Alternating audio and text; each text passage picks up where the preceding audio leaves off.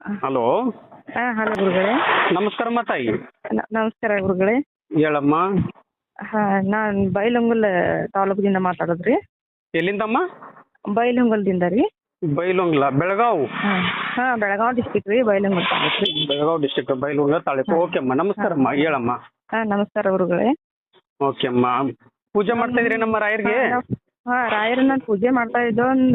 One year ಇಂದ ನಾ ಪೂಜೆ ಮಾಡ್ತಾ ಇದ್ದೆ ರೀ. ಮಾಡ್ತಾ ಇದ್ದೆ.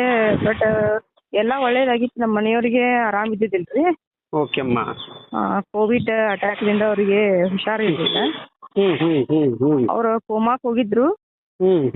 ಆದ್ರೆ ರಾಯರು ಒಂದು ನಾಮಸ್ಮರಣೆ ಏನ್ ಮಾಡೋದ್ರಿಂದ ಅವರಿಗೆಲ್ಲ ಹುಷಾರಾಯ್ತು, ಆರಾಮ್ ಆದ್ರಿ ಅವ್ರ. ಅಂದ್ರೆ ಫುಲ್ ಕೋಮಾಕ್ ಹೋಗ್ಬಿಟ್ಟಿದ್ರ ನಿಮ್ ಯಜಮಾನ್ರು? ಫುಲ್ 1 ವಾರ ಫುಲ್ ಕೋಮಾಕ ಹೋಗಿದ್ರಿ ಅವ್ರ. 1 ವಾರ? 1 ವಾರ ಹೋಗಿದ್ರಿ. ಆಮೇಲೆ ನಾನು ಯೂಟ್ಯೂಬ್ ಒಳಗೆಲ್ಲ ರಾಯರ್ ಪವಾಡ ಎಲ್ಲ ನೋಡಿದ್ರಿ. ಹ್ಞೂನಮ್ಮ. ನೋಡಿ ಹಂಗಾರ ರಾಯರ್ದು ಒಂದು ನಾಮಸ್ಮರಣೆಯನ್ನ ಮಾಡೋದ್ರಿಂದ ನಮ್ಗೆ ಒಳ್ಳೇದಾಗತ್ತೆ ಅಂತ ತಿಳ್ಕೊಂಡು ನಾನು ಡೈಲಿ ಬೆಳಿಗ್ಗೆ ಮತ್ತು ಸಾಯಂಕಾಲ 2 ಮಾಡ್ತಿದ್ದೆ ಅವಾಗ. ಮಾಡೋದ್ರಿಂದ ನಮ್ಗೆ ಅವಾಗ ಅವರಿಗೆ ಸ್ವಲ್ಪ ಹುಷಾರ, ಹೆಂಗೆ ಪೂಜೆ ಮಾಡ್ತೀನಿ ಇದು ಮಾಡ್ತೀನಿ, ಅವಾಗ ಅವರಿಗೆ ಹುಷಾರಾಯ್ತು, ಆರಾಮ್ ಆದ್ರಿ. ಓಕೆ. ಅಂದ್ರೆ ರಾಯರಿಗೆ ಒಂದು ಭಕ್ತಿಯಿಂದ ಕೋಮಾದಲ್ಲಿ ಹೋದಂತ ಜಾಗದಲ್ಲಿ ನಿಮ್ಮ ಯಜಮಾನ್ರು 1 ವಾರ ಆಗಿತ್ತು ಕೋಮಾದಲ್ಲಿ ಹೋಗಿ. ಆದ್ರೆ ನೀವು ಭಕ್ತಿಯಿಂದ ರಾಯರಿಗೆ ಪೂಜೆ ಮಾಡಿದ್ರಿ? ಭಕ್ತಿಯಿಂದ ರಾಯರಿಗೆ ಪೂಜೆ ನಾಮಸ್ಮರಣೆಯನ್ನ ಮಾಡಿದ್ರಿ. ನಾವು ಫೋಟೋನು ಇರ್ಲಿಲ್ಲ ನಮ್ ಕಡೆ, ಅವ್ರದ್ದು ಏನೂ ಇರ್ಲಿಲ್ರಿ.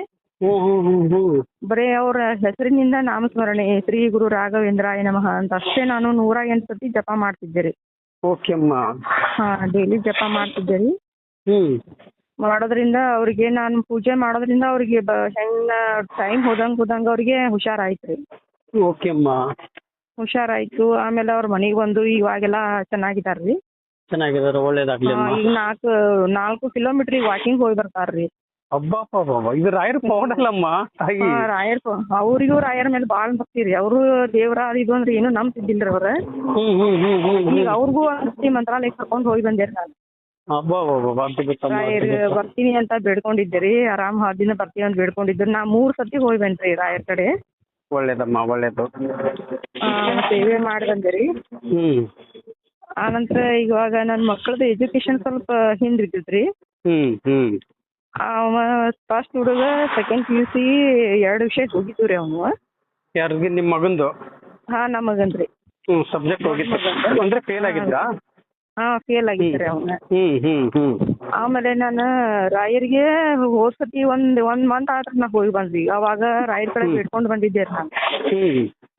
ಅವಂದು ಸಬ್ಜೆಕ್ಟ್ ಪಾಸ್ ಆಗ್ಲಿ, ಏನಾರು ಒಂದ್ ಸೆಟ್ಲ್ ಆಗ್ಲಿ ಒಂದೊಳಗ. ನಾನು ಪ್ರದಕ್ಷಿಣೆ ಹೆಜ್ಜೆ ನಮಸ್ಕಾರ ಮಾಡ್ತೀನಿ ಅಂತ ಬೇಡ್ಕೊಂಡು ಹೆಜ್ಜೆ ನಮಸ್ಕಾರ ಮಾಡಿ ಬಂದಿದ್ದೆ ನಾನು ಗುರುಗಳಿಗೆ. ರಾಯರಿಗೆ ಹೆಜ್ಜೆ ನಮಸ್ಕಾರ ಮಾಡಿ ಬಂದಿದ್ರಿ? ರಾಯರಿಗೆ ಮಾಡಿ ಬಂದಿದ್ದೆ. ಬಟ್ ಅದೇನು ಆಗಿರ್ಲಿಲ್ಲ. ಅವ್ನ್ ಮತ್ತೆ ಈಗ ಹೋದ್ ಸತಿ ಎಕ್ಸಾಮ್ ಕಟ್ಟಿದ್ರಿ ಅವ. ಬಟ್ ಅದು ಏನಾಗಿತ್ರಿ, ಮತ್ತು ಎಕ್ಸಾಮ್ ಫೇಲ್ ಅಂತ ಬಂದಿತ್ತು ರಿಸಲ್ಟ್. ಮತ್ತೆ ಎಕ್ಸಾಮ್ ಬರ್ದ್ ಬಂದಿದ್ರು, ಮತ್ತೆ ಫೇಲ್ ಅಂತ ಬಂದಿತ್ತು? ಮತ್ತೆ ಫೇಲ್ ಅಂತಾನೆ ಬಂದಿತ್ತು. ಆಯ್ತು, ಫೇಲ್ ಅಂತ ಬಂದಿತ್ತು. ಆಮೇಲೆ ನನ್ಗೆ ಏನಾಯ್ತು, ಏನು ರಾಯರಿನ ಇದೆಲ್ಲ ಪೂಜೆ ಮಾಡಿದೆ ಮತ್ತೆ ಯಾಕೆ ಹಿಂಗಾಯ್ತು ಅನ್ಕೊಂಡು 2 ದಿನ ರಾಯರಿಗೆ ತುಂಬಾ ಬೇಜಾರಾಯ್ತು ನನಗೆ. ಹಿಂಗೆಲ್ಲ ಮಾಡಿದ್ರು ಮತ್ತು ಫೇಲ್ ಆತ, ಹಿಂಗೆ ಕೊಡತಾರ ರಾಯರು ಅನ್ಕೊಂಡು ಪೂಜೆ ಮಾತ್ ಬಿಡಬಾರ್ದು, ರಾಯರು ಪರೀಕ್ಷೆ ಮಾಡ್ತಿರ್ತಾರ ಅನ್ಕೊಂಡು ನಾ ಪೂಜೆ ಮಾಡ್ಕೊಂತಾನೆ ಬಂದ್ರಿ. ಮಾಡ್ಕೊಂತ ಬಂದೆ. ಮತ್ ಈಗ ನಿನ್ನೆ ನೈಟು ನನಗ ಬಾಳ ತ್ರಾಸ ಅನಿಸ್ತ. ಏನು ಹುಡುಗರಿಗೆ ರಾಯರು ಪೂಜೆನೂ ಮಾಡೀನಿ, ಇಷ್ಟೆಲ್ಲ ಮಾಡೀನಿ, ಮತ್ತ ಏನ್ ಹುಡುಗರು ಹಿಂಗಾದ್ರೆ ಹೆಂಗ್ ಸೆಟ್ಲ್ ಆಗೋದು ಏನ ಈಗಿನ ಜೀವನದೊಳಗ ಅಂತ ಅನ್ಕೊಂಡು ಬಾಳ ಬೇಜಾರಾಯ್ತಾರ ನಿನ್ನೆ. ಇನ್ನ ರಾಯರ್ ಕಡೆ ನಾನು ಹೋಗೋದೇ ಬೇಡ, ಅವ್ರು ಏನಾರು ಒಂದ್ ಮಾಡ್ಲಿ ಆಮೇಲೆ ನಾ ಹೋದ್ರಾತ ಅಂತ ಅನ್ಕೊಂಡಿದ್ದೀರಿ ನಮ್ಮ ಮನಸ್ಸಿನಲ್ಲಿ. ಅನ್ಕೊಂಡು ರಾತ್ರಿಯಿಂದ ನೈಟು ಫುಲ್ ನಿದ್ದೆನೂ ಬರ್ಲಿಲ್ಲ. ಹಿಂಗೆಲ್ಲ ತ್ರಾಸ ಮಾಡ್ಕೊಂಡು ಮಲ್ಕೊಂಡಿದ್ದೆ ರೀ. ಬೆಳಿಗ್ಗೆ ಲೇಟ್ ಮಾಡಿದ್ದೆ. ಆಮೇಲೆ ಮಧ್ಯಾಹ್ನ ಕಾಲ್ ಬಂತು ಅವ್ರ ಸರ್ ಇಂದ.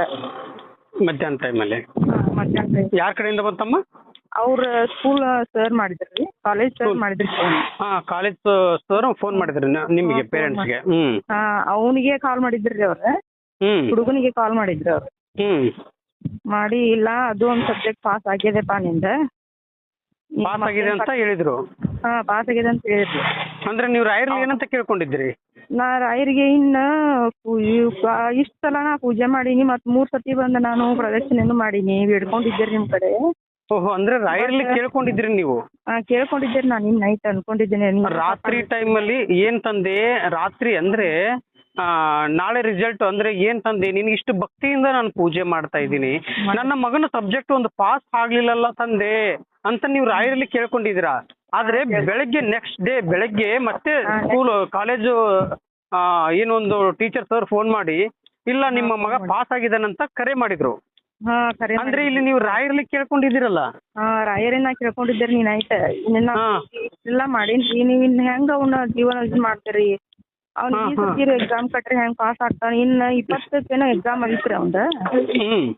ಇನ್ ಅವಾಗಾರ ಪಾಸ್ ಆಗ್ತಾನೋ ಏನ್ ಮಾಡ್ತಾನೋ ನಿಮ್ಗ ಬಿಟ್ಕೊಟ್ಟಿದ್ದ ಗುರು ರಾಯರೇ, ನೀವ್ ಏನ್ ಮಾಡ್ತೀರಿ ನೋಡ್ರಿ ಅಂತ ಹೇಳಿ ನಾ ಬಿಟ್ಕೊಂಡಿದ್ದೆ ರಾಯರ್ ಕಡೆ ರೀ. ಬಿಟ್ಕೊಂಡಿದ್ದೆ. ಮಧ್ಯಾಹ್ನ ಹಂಗಾರ ಅವನ್ಗೆ ಅವ್ರ ಸರ್ ಕಾಲ್ ಮಾಡಿದ್ರು. ಅದು ಸಬ್ಜೆಕ್ಟ್ ಪಾಸ್ ಆಗಿದೆಪ್ಪ, ನೀನೇ ಕಟ್ಟಬೇಕಾದಿಲ್ಲ ಅಂತ ಹೇಳಿ. ಅಲ್ಲಮ್ಮ, ನಂಬಕ್ ಆಗ್ಲಾರ್ದಂತ ಒಂದು ಪವಾಡನ್ನೇ ಮಾಡ್ಬಿಡ್ತಾರೆ ರಾಯರು. ನೋಡಿ ನಿಮ್ಮ ಜೀವನದಲ್ಲಿ ಇವಾಗಿಂತ ಇವ್ರಿಗೆ ಹುಷಾರ್ ಇಲ್ಲದೆ ಇಲ್ದ ಟೈಮ್ನಾಗ ನಂಗೆ ರಾಯರ್ ಬಾಳ ಕಾಪಾಡಿದಾರೆ. ಅದನ್ನೇ ಹೇಳ್ತಾ ಇರೋದು, ಜೀವನದಲ್ಲಿ ಅದ್ಭುತವಾದ ಪವಾಡಗಳನ್ನಂದ್ರೆ ರಾಯರು ಅಂತಿಂತ ಪವಾಡಲ್ಲ. ಹೆಂಗೆ ಪವಾಡ ಮಾಡಿದಂದ್ರೆ ನಿಮ್ಮ ಯಜಮಾನ್ರು ಕೋಮಾದಲ್ಲಿ ಹೋದಂತ ಜಾಗದಲ್ಲಿ ಇವತ್ತು ಬದುಕಿಸಿದ್ದಾರೆ. ಅದೇ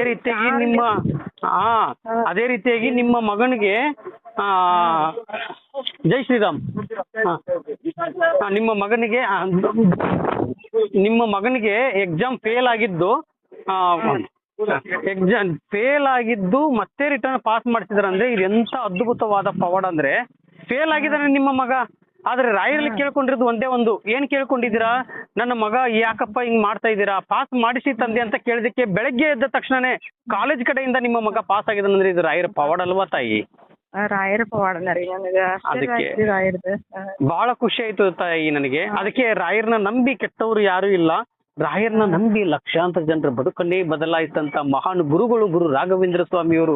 ರಾಯರು ಏನ್ ಹೇಳಿದ್ದಾರೆ? ಕಷ್ಟ ನನ್ನಲ್ಲೇ ಮುಕ್ತಿ ಆಗ್ಲಿ, ನನ್ನ ನಂಬ್ಕೊಂಡು ಬಂದಂತ ಭಕ್ತಾದಿಗಳು ಯಾರು ಕಷ್ಟವನ್ನು ಪಡಬಾರದು, ಯಾಕಂದ್ರೆ ಆ ಕಷ್ಟ ನಾನು ಪಟ್ಟಿದ್ದೇನೆ ಅಂತ ಹೇಳಿದ್ದಾರೆ. ಅದಕ್ಕೆ ನನ್ ಕಡೆ ಒಂದ್ ರಾಯರ ಫೋಟೋ ಕೂಡ ಇದ್ದಿದ್ದಿಲ್ಲ, ನಾ ಬರೀ ರಾಯರ ನಾಮಸ್ಮರಣೆ ಮಾಡಿದ್ರಿಂದ ಇವರಿಗೆ ಹುಷಾರಾಯ್ತು ಅದು. ಅದಕ್ಕೆ ಇವಾಗ ನೋಡಿ, ಒಂದು ವಿಚಾರದಲ್ಲಿ ನಾನು ಏನು ನಿಮ್ಗೆ 9 ವಾರದ ವ್ರತವನ್ನು ತಿಳಿಸಿಕೊಟ್ಟಿದ್ದೀನಲ್ಲ ತಾಯಿ, ಆ ವ್ರತದಲ್ಲಿ ನೀವು ಪೂಜೆಯನ್ನು ಮಾಡಿ ನಿಮ್ಮ ಜೀವನದಲ್ಲಿ ನಿಮ್ಮ ಮಕ್ಕಳ ಭವಿಷ್ಯದಲ್ಲಿ ನನ್ನ ಮಾತು ನೀನು ನೆನಪಿಟ್ಕೊಳ್ಳಮ್ಮ ತಾಯಿ. ನೀ ಜೀವನದಲ್ಲಿ ನಿನ್ನ ಮಕ್ಕಳು ಭವಿಷ್ಯದಿಂದ ಬಹಳ ಉದ್ಧಾರ ಆಗ್ತೀರಾ ತಾಯಿ. ಯಾಕಂದ್ರೆ ಅಷ್ಟು ಪವಾಡಗಳನ್ನು ಮಾಡುವಂತ ಗುರು ರಾಘವೇಂದ್ರ ಸ್ವಾಮಿಯವರು ಯಾರ ಕಡೆಯಿಂದನೂ ಸಾಧ್ಯವೇ ಆಗುವುದಿಲ್ಲ. ಅಷ್ಟು ರಾಯರ್ನ ನಂಬಿ ನೀವು ನಾನು ಹೇಳ್ಕೊಟ್ಟಂತ ವ್ರತವನ್ನು ಕಂಪ್ಲೀಟ್ ಮಾಡಿ. ನಾಳೆ ನಿಮ್ಮ ಮಕ್ಕಳು ದೊಡ್ಡ ವ್ಯಕ್ತಿ, ದೊಡ್ಡ ಕೆಲಸದಲ್ಲಿ ಇರ್ತಾರೆ.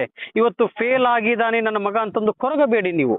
ನಿಮ್ಮ ಮಗ ಜೀವನದಲ್ಲಿ ಮುಂದೆ ಬಂದೇ ಬರ್ತಾನೆ. ಅದನ್ನು ತಗೊಂಡು ಬರೋ ಶಕ್ತಿ ಗುರು ರಾಘವೇಂದ್ರ ಸ್ವಾಮಿಯವ್ರ ಹತ್ರ ಇದೆ. ಅದ ರಾಯರ್ ಮೇಲೆ ಎಲ್ಲಾ ಭಾರ ಹಾಕಿದ್ದೇನ್ರಿ. ನಾ ಏನಾದ್ರೂ ರಾಯರ್ ಏನ್ ಮಾಡ್ತಾರ ಮಾಡ್ಲಿ ಅವ್ರ. ಆಯ್ತಮ್ಮ ಅವ್ರನ್ನ ನಂಬಿದೇನ್ರಿ. ಆಯ್ತು, ನನ್ನ ಒಳ್ಳೇದ್ ಮಾಡಿದಾರ್ಲೆ, ಇನ್ನು ಮಾಡ್ತಾರ ಅನ್ನೋದು ಬರೋ. ಇನ್ನು ಮಾಡೇ ಮಾಡ್ತಾರೆ. ನಾನು ಹೇಳ್ಕೊಟ್ಟಂತ ವ್ರತವನ್ನು ಕಂಪ್ಲೀಟ್ ಮಾಡಿ ನಿಮ್ ಕಂಪ್ಲೀಟ್ ಆದ್ಮೇಲೆ ನನಗೆ ಒಳ್ಳೇದಾಗಿದೆ ಅಂತಂದು ನಿಮ್ಮ ಧ್ವನಿ ಮುಖಾಂತರಲ್ಲಿ ಮತ್ತೆ ನೀವು ನನಗೆ ಸಲ್ಲಿಸ್ತೀರ ತಾಯಿ. ಓಕೆನಮ್ಮ? ಓಕೆ ಗುರುಗಳೇ. ಆಯ್ತಮ್ಮ, ಒಳ್ಳೇದಾಗ್ಲಿ. ರಾಯರ್ನ ನಂಬಿ ಕೆಟ್ಟವರು ಯಾರು ಇಲ್ಲ. ರಾಯರ್ನ ನಂಬಿ ಲಕ್ಷಾಂತರ ಜನರು ಬದುಕನ್ನೇ ಬದಲಾಯಿಸಿದಂತ ಗುರು ರಾಘವೇಂದ್ರ ಸ್ವಾಮಿ ಅವರಿಗೆ ಅವರ ಪಾದವನ್ನು ಹಿಡಿದು ನಾನು ಕೇಳ್ತಾ ಇದ್ದೀನಿ. ನಿಮಗೆ ಮತ್ತು ನಿಮ್ಮ ಕುಟುಂಬದವರಿಗೆ ಎಲ್ಲರಿಗೂ ಒಳ್ಳೇದಾಗ್ಲಿ ಅಂತ ಹೇಳಿ ರಾಯರ ಪಾದವನ್ನು ಹಿಡಿದಿದ್ದೀನಿ. ಪೂಜ್ಯಾಯ ರಾಘವೇಂದ್ರಾಯ ಸತ್ಯ ಧರ್ಮ ರಥಾಯ ಚ ಭಜ ತಾಂ ಕಲ್ಪ ವೃಕ್ಷಾಯ ನಮ್ಮ ತಾಂ ಕಾಮಧೇನುವೆ. ರಾಯರಿದ್ದಾರೆ ನನ್ನ ತಾಯಿ.